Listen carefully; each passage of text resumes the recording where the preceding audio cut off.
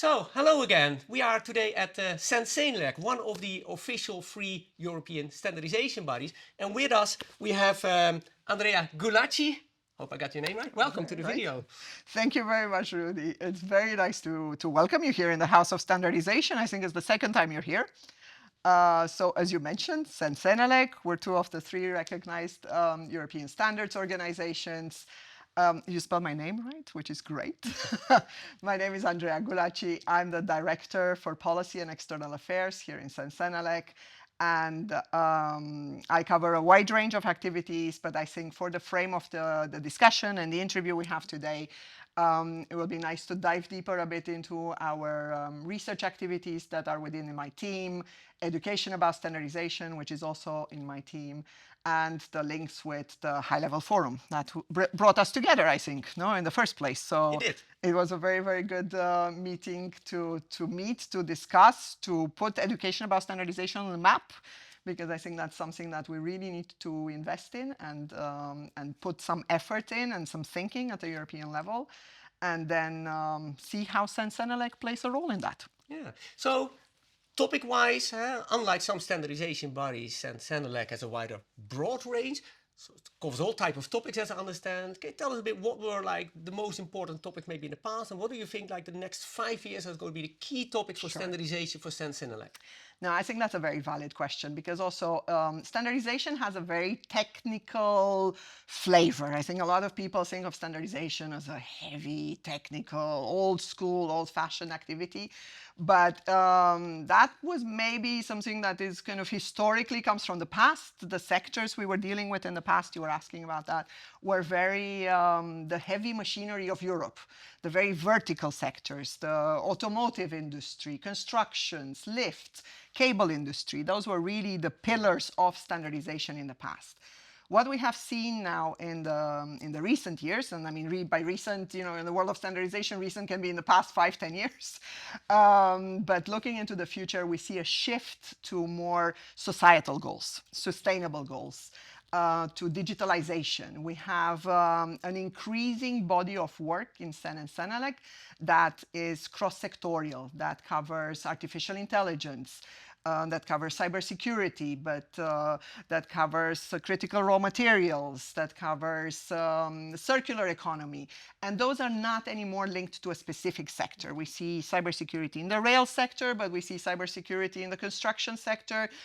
We see cybersecurity as a new field of activity in itself. So that's where I see the shift. The shift is really moving towards a more cross-sectorial, horizontal way of dealing with standardization, more digital, more societal goals, and bringing all that together in the most inclusive way forward at the European level. Yeah, clear.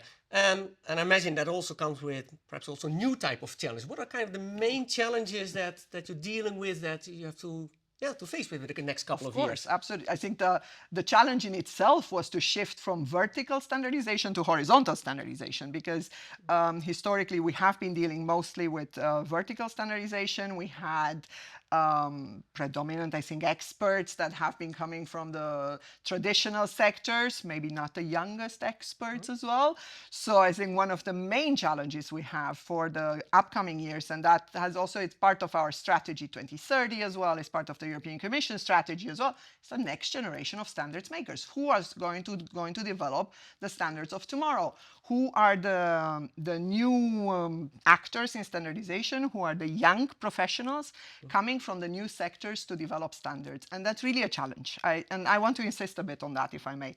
The challenge is to attract the new next generation of standards makers, but also inform and train the young professionals, the generation that is currently in education, in a higher level university, to train them about standardization. And there we need, I would say, in particularly clear investment at the European level.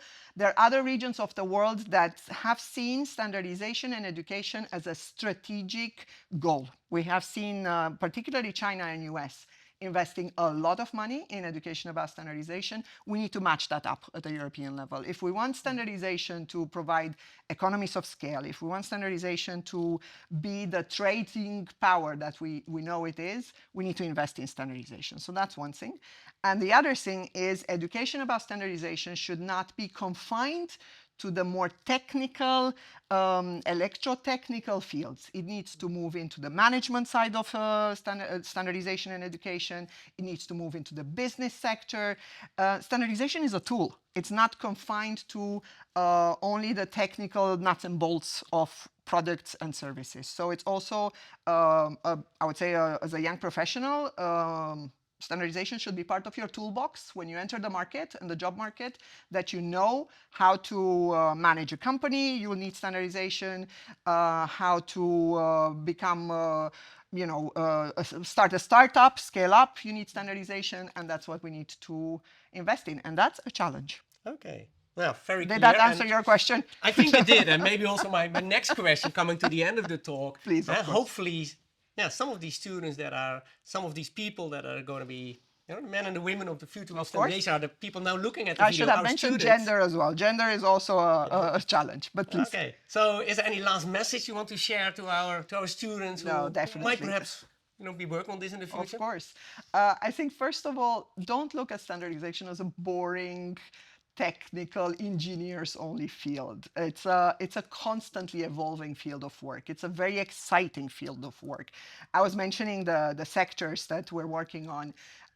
You get in touch and you, through the work we do, which is very inclusive and very open to all stakeholders, there's a continuous dialogue and engagement with such a wide range of people, from industry, from the consumer side, from academia, from the environmental sector, so from the research side. So it's a very enriching environment to work in. I think it's a very rewarding environment to work in as well, because you always constantly learn someone new. Standardization is based on knowledge sharing, on consensus, on bringing ideas together. So it's you leave standardization committee work with well, that was very, very nice and very interesting, and I've learned more than when I entered. And so if I have one message for you as students and our next generation of standards makers, give it a try.